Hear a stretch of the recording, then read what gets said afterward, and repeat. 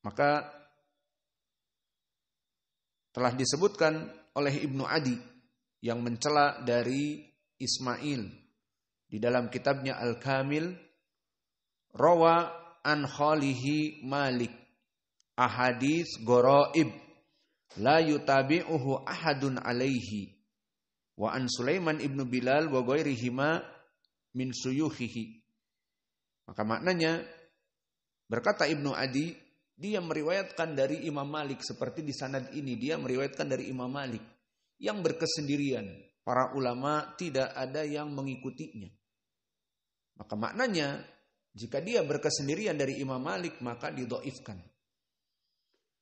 Berkata Abu Hatim, mahalluhu sidq wa kana mughaffalan, bahwa dia adalah rawi yang pas-pasan dan dalam keadaan mughaffal, akalnya itu kurang. Berkata Imam Ahmad, la ba'sa bihi.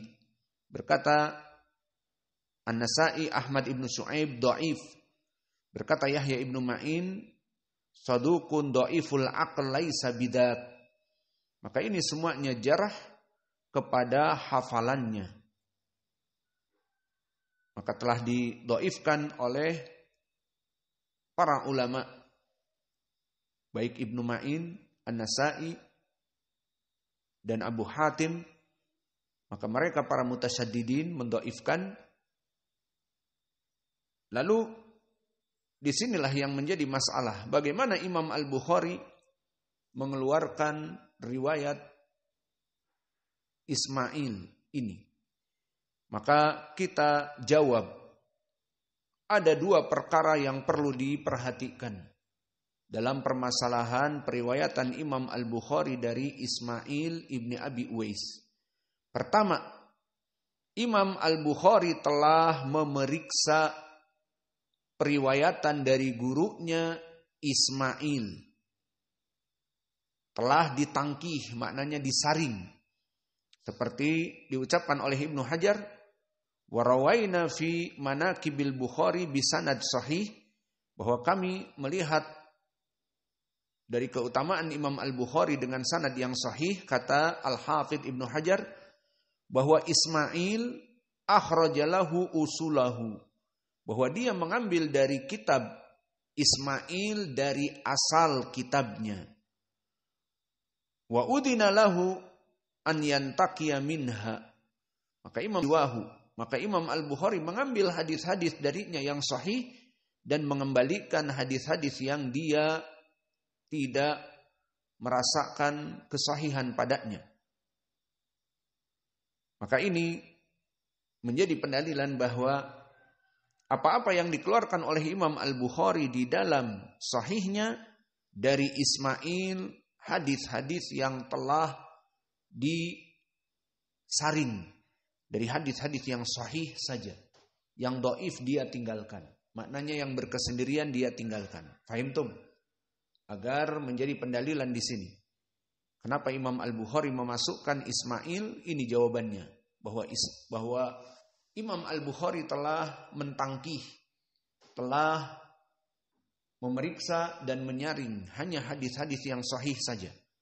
Dan yang kedua, qad rawal Bukhari min tariqin akhar mutaba'atan li Ismail.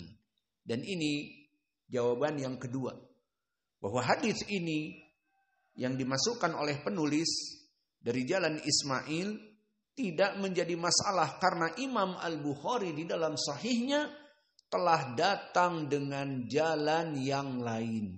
Maksudnya dia akan mendatangkan gurunya selain Ismail sebagai pendamping Ismail.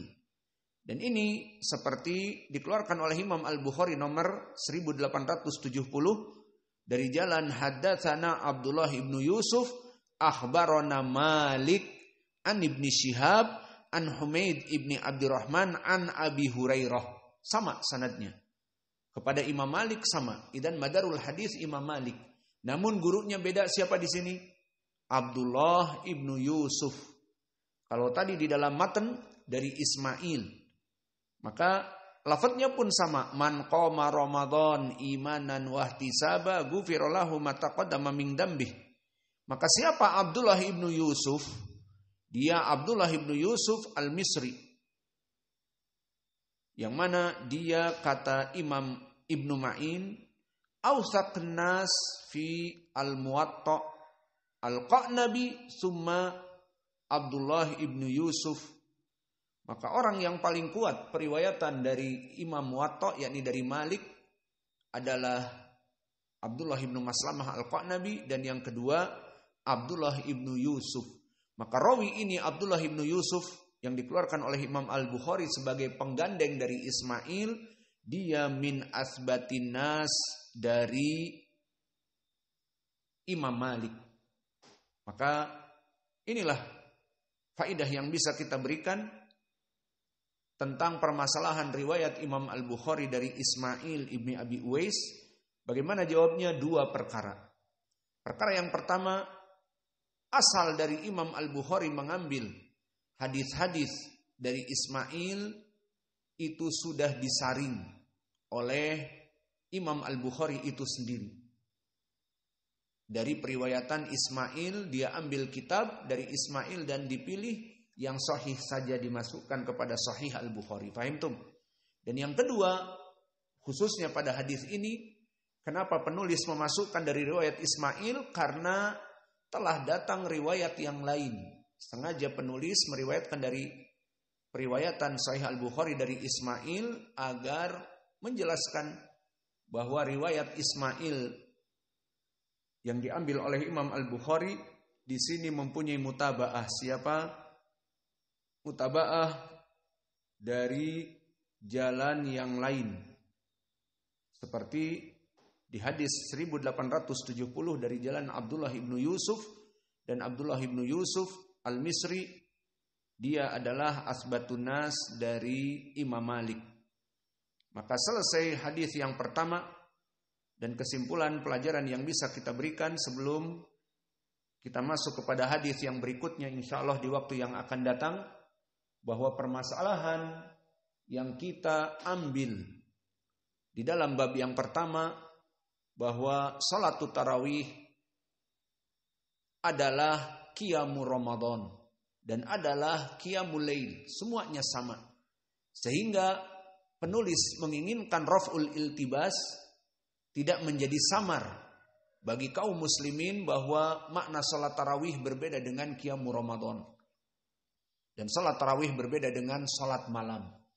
Sehingga mungkin antum mendapatkan di sepertiga malam terakhir dari bulan Ramadan, mulai dari tanggal 21 atau 23, maka mereka salat tarawih malam. Dan salat juga tarawih di awal waktu. Jadi berapa salatnya? Maka mereka salat di awal waktu, ba'da salatul isya, sampai selesai seperti kita. Kemudian nanti bangun lagi jam 3 atau jam 2, salat malam lagi. Paham? Karena mereka menganggap salat tarawih dengan salat qiyamul Ramadan atau qiyamul lail itu berbeda. Maka jawabnya tidak berbeda. Lalu wajah pendalilannya, penulis di sini memasukkan hadis Imam Al-Bukhari, disebutkan salat tarawih dengan qiyamul Ramadan. Maka lafadznya man qoma Ramadan. Barang siapa yang membangun malam-malam bulan Ramadan dengan salat, imanan wahtisaban, beriman kepada Allah dan mengharap pahala dari Allah, ghufira lahu ma taqaddama min dzambih. Dia diampuni dosa-dosanya. Inilah wajah pendalilan dari hadis ini. Maka faedah dari hadis ini adalah Nabi Muhammad sallallahu alaihi wa ala alihi wasallam menyebut salat tarawih dengan qiyamul Ramadan. Fahimtum? Maka ini wajah pendalilan. Wa naktafi ila huna wa jazakumullahu khaira wa barakallahu fi ilmikum. Maka dihafal matan. Ada matannya. Sudah dibagi di grup belum? Wa naktafi ila huna wa jazakumullahu khaira wa barakallahu fi ilmikum.